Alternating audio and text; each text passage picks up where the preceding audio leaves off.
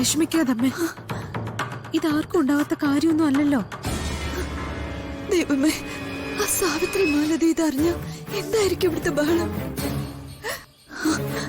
എന്റെ അമ്മയുടെ മുഖത്ത് ഞാൻ എങ്ങനെ നോക്കും? എന്റെ ഈശ്വര, എന്താ അമ്മ ഇത്? ഇതൊരു വലിയ തെറ്റാണെന്ന് ചിന്തിക്കുമ്പോഴാ അമ്മയ്ക്ക് ഇത്രയും ടെൻഷൻ.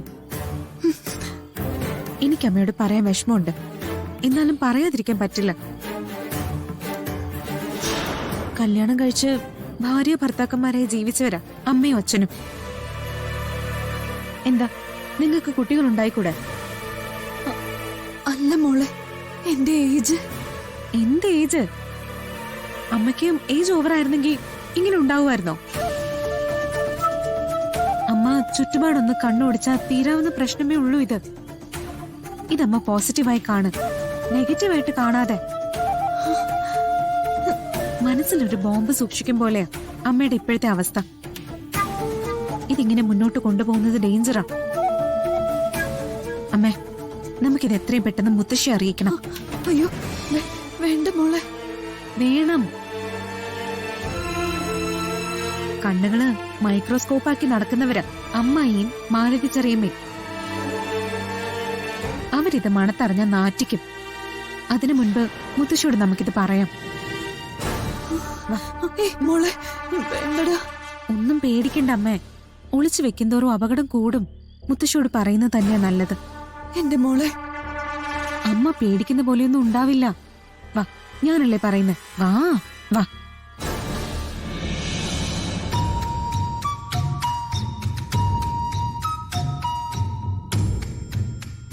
അമ്മ കഴിക്കുന്നില്ലേ? അവര് കൂടി വരട്ടെ. അതല്ലേ മാലതി അതിന്റെ ശരി. എടി, എന്നെ പേടിച്ചിട്ട് തല കുലുക്കണ്ട. ഞാൻ പറഞ്ഞത് ശരിയാണെങ്കിൽ മാത്രം സമ്മതിച്ചാ മതി. ജഗദീശേട്ടൻ പറഞ്ഞത് ശരിയാ.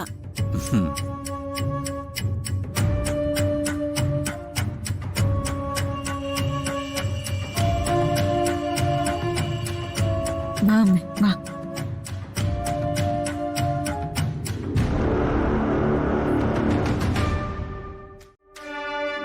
ഹേയ്, എടതി വെള്ളം വേണ്ട. വാ, ഇവിടെ നിന്ന് ഭക്ഷണം കഴിച്ചേ. അത് മതി മോളെ, നീ അവിടെ പോയിരിക്കെ. ഇരിക്കേ. ചെല്ലേ മാലതി, വിളമ്പി കൊടുക്ക.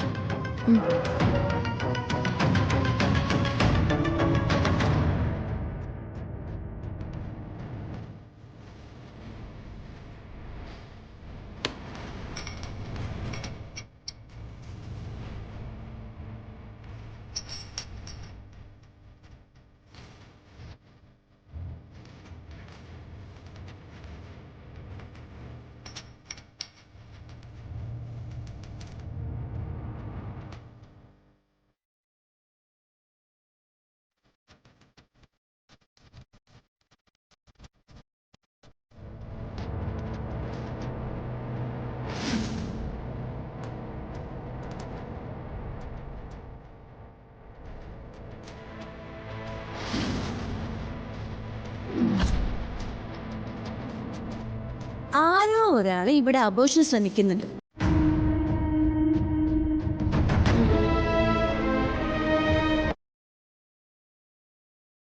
ഒരുമാതിരി ഗർഭിണികളുടെ ലക്ഷണങ്ങളാ നന്ദിനിയടുത്ത് ഇപ്പൊ കാണിക്കുന്നത്.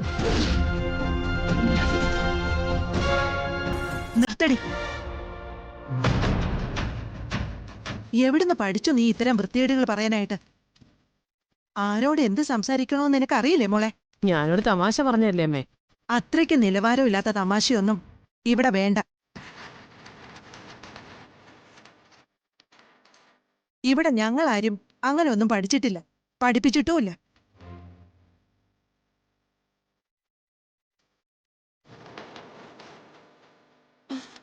മോളെ, എടതി,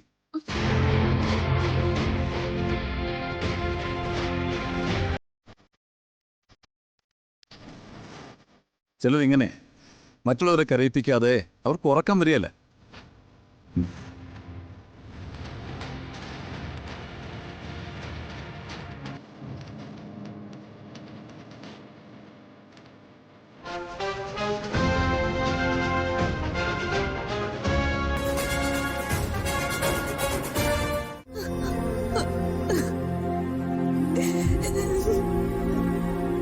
എന്താ അമ്മ ഇത് കൊച്ചുകുട്ടികളെ പോലെ?